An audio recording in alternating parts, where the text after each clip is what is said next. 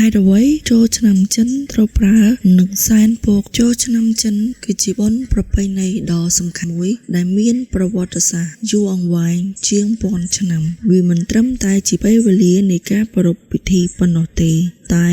ជាពេលវេលានៃការជួបជុំគ្រួសារការគោរពបុព្វបុរសនិងការចាប់ផ្ដើមជីវិតថ្មីសម្រាប់ឆ្នាំថ្មីផងដែរ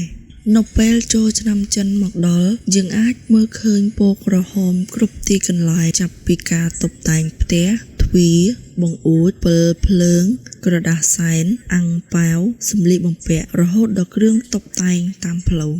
ប៉ុន្តែតើអ្នកធ្លាប់សួរខ្លួនឯងទេថាហេតុអ្វីបានជាពណ៌ក្រហមហេតុអ្វីមិនមែនជាពណ៌ផ្សេងទៀតដើម្បីយល់ពីរឿងនេះយើងត្រូវតែត្រឡប់ទៅកាន់ជំនឿបុរាណនិងរឿងព្រេងរបស់ជនជាតិចិនរឿងព្រេងអំពីបិសាចឈ្មោះនានតាមរឿងព្រេងបុរាណចិន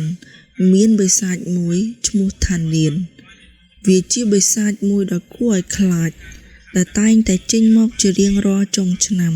ដើម្បីរំខានមនុស្សបំផ្លាញផ្ទះសម្បែង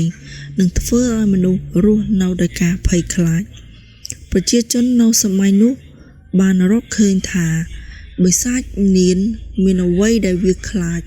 គឺពណ៌ក្រហមសំឡេងខ្លាំងនិងភ្លើងដូច្នេះមនុស្ស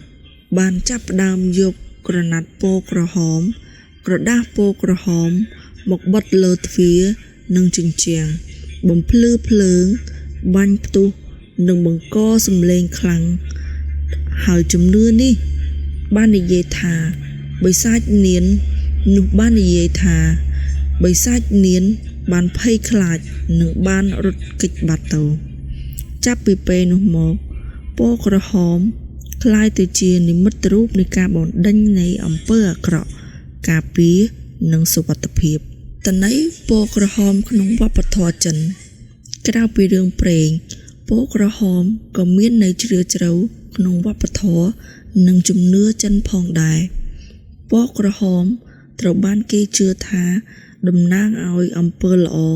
សេចក្តីសុខភាពរុងរឿងកម្លាំងនិងថាមពលវិជ្ជមានក្នុងវប្បធម៌ចិនពណ៌ក្រហមគឺជាពណ៌នៃជីវិតនៃឈាមនៃពន្លឺព្រះអាទិត្យនិងនៃភាពរស់រវើកដូច្នេះពណ៌ក្រហមតែងតែត្រូវប្រើនៅក្នុងពិធីសំខាន់ៗដូចជាពិធីមង្គលការពិធីបុណ្យនិងជាពិសេសបុណ្យចូលឆ្នាំចិនអាំងប៉ាវពណ៌ក្រហមនិងអត្ថន័យរបស់វានៅពេលចូលឆ្នាំចិនអ្វីមួយដែលមនុស្សគ្រប់គ្នារងចាំគឺអាំងប៉ាវពណ៌ក្រហមអាំងប៉ាវមិនមែនមានតម្លៃត្រឹមតែចំនួនប្រាក់នៅខាងក្នុងនោះទេប៉ុន្តែវាមានតម្លៃផ្លូវចិត្តយ៉ាងខ្លាំងពណ៌ក្រហមនៃអាំងប៉ាវតំណាងឲ្យការជូនពរសំណាងល្អការពារអំពីអំពើអាក្រក់និងក្តីសង្ឃឹមល្អសម្រាប់អ្នកទទួលជាទូទៅមនុស្សចាស់ឪពុកម្ដាយឬអ្នកមានគ្រួសារ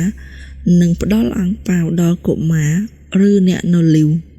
ដើម្បីជូនពរឲ្យមានជោគជ័យសុខភាពល្អនិងជីវិតរីកចម្រើនពណ៌ក្រហមនឹងចាប់ផ្ដើមថ្មីចូលឆ្នាំចិនគឺជាពេលវេលា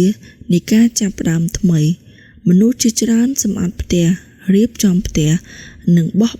បង់រឿងអាក្រក់ពីឆ្នាំចាស់ពណ៌ក្រហមត្រូវបានគេជឿថាអាចនាំមកនូវថាមពលថ្មីនិងអនាគតល្អការតុបតែងផ្ទះដោយពណ៌ក្រហមមានន័យថាស្វាគមន៍សំណាងល្អនិងជីវិតថ្មី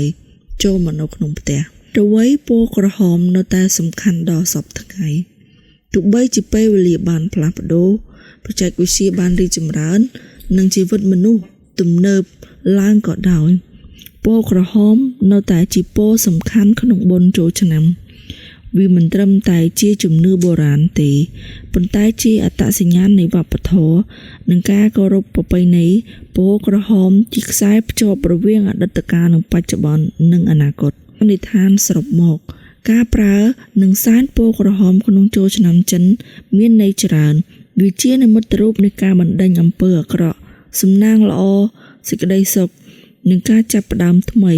ពណ៌ក្រហមមិនត្រឹមតែជាពណ៌នៃក្តីសង្ឃឹម